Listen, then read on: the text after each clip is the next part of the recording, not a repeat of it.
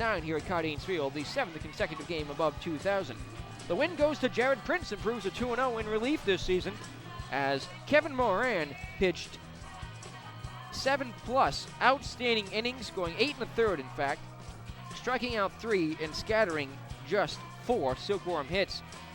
Moran gets the no decision. Prince gets the win in relief, as he did strike out the last 2 batters he faced in the 9th after allowing a leadoff single in the inning, and got the final 2 batters in the 8th on groundouts in relief of Moran. Silkworms stranded the tying run at third twice in this ball game. The loss goes to the Silkworm starter Brian Pendergast, as he was responsible for the winning run on at first. That was advanced to second on the sac bunt by Taylor Meehan. And Michael Anarumo came in and just threw one pitch to Ryan Wiegand. It was a fastball that Wiegand crushed into right field. A real laser that dropped in quickly for a base hit. Jet Butler really had to hustle around third and beat through the relay throw by a few seconds at the plate for the Newport Gulls' second walk-off victory of the season. Mike? I'll tell you, that ball hit by Wiegand was by and far the hardest hit ball by any player from either team, and what a perfect time for it to happen for the Gulls. And Nick, if you noticed tonight, there weren't any long fly balls hit or any balls hit in the gaps where the outfielders had to chase them down. It was just outstanding pitching. The infielders were busy for the most part with lots of ground balls, and the Silkworms are just going to have to regroup and win tomorrow at home. And where the Silkworms head next? Of course, these two teams will face each other tomorrow at Manchester in the 4th game of this season. And then Wednesday they will travel up to Stoke-Losa Field in Lowell to take on the All-Americans. Well, Mike, thank you very much for joining us. We'll be back in a moment with our Newport Gulls interviews with our players of the game. When we come back, don't go away, folks. We'll be down the field in less than a minute. Stay tuned on the NACBL Broadcast Network.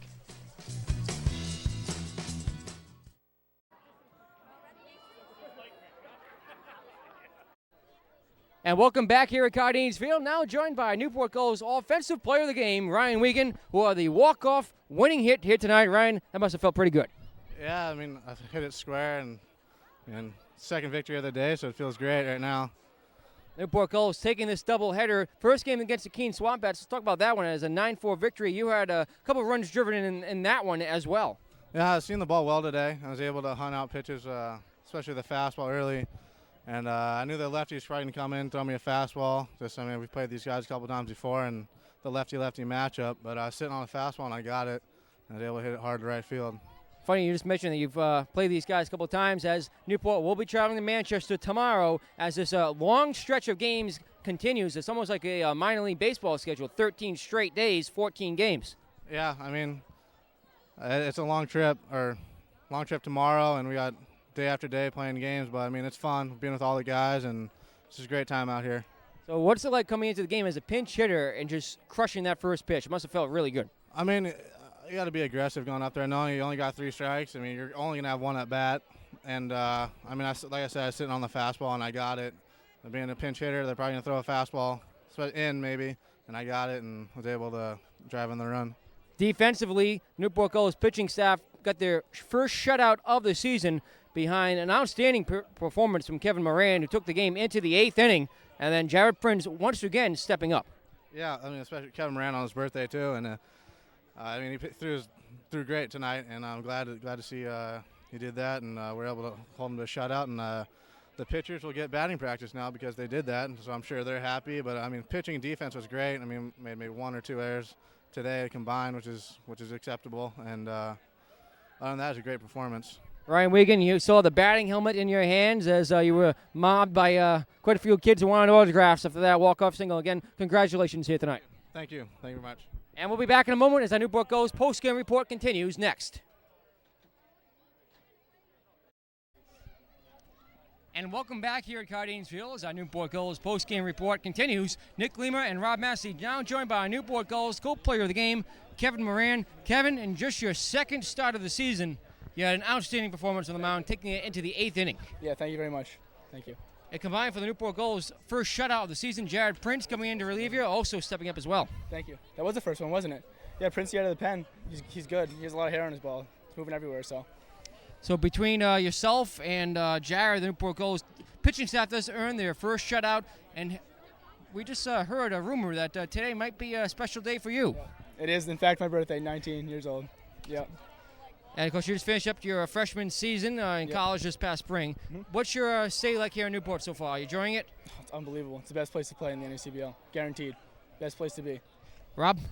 Well, Jared, I mean, what seemed to be the big out for both pitchers in today's game was out number 2. Runner on second base, with one out.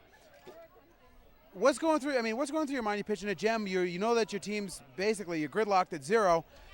And you got into a couple of hairy situations. What's going through your head? Is it just focus on the batter, forget about the runner, and let's just keep moving? I was just trying to fill up the strike zone the whole game. I had the changeup working. That's why there was so many ground ball outs. Just kept pounding the changeup into the ground.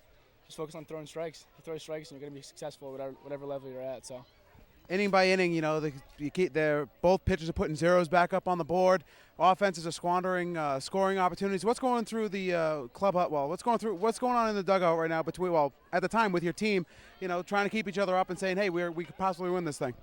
Everybody was pressing a little bit the whole game. I mean, that kid, he didn't have the best stuff in the world, but he was throwing strikes, like I said.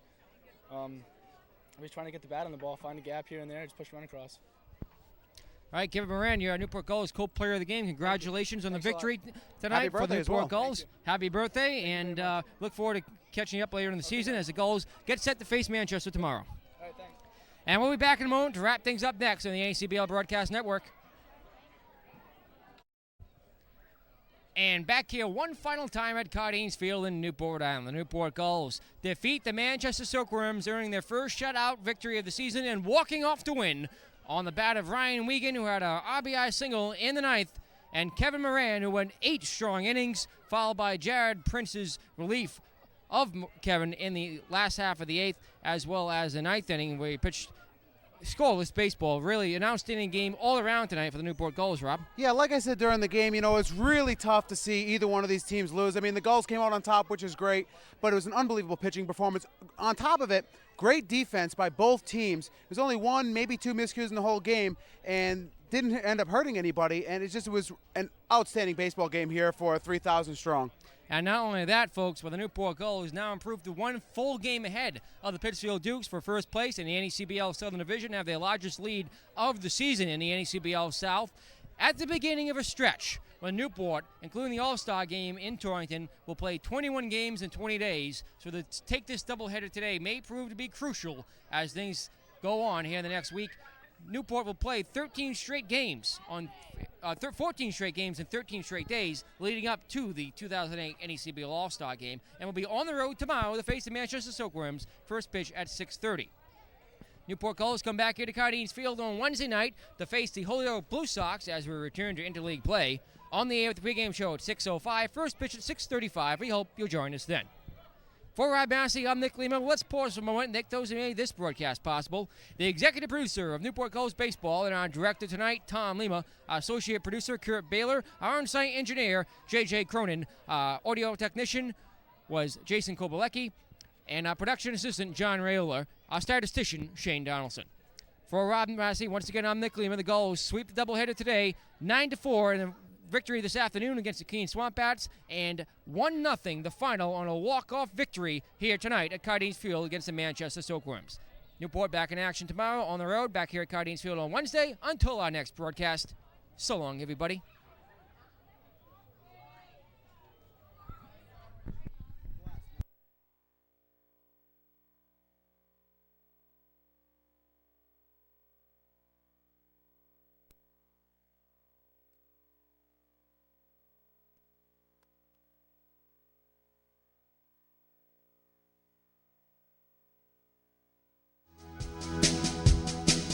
Will you live for that moment? One pitch, one swing. You see it in slow motion. You count every scene and keep your eye. Well, buddy, keep your eye on the dream.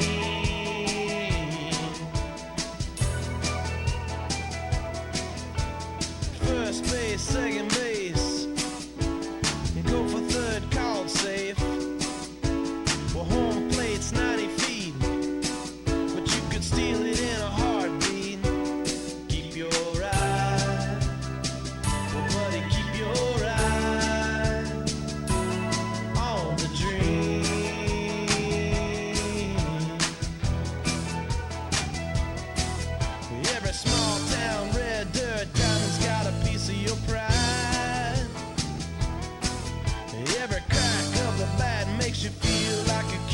side.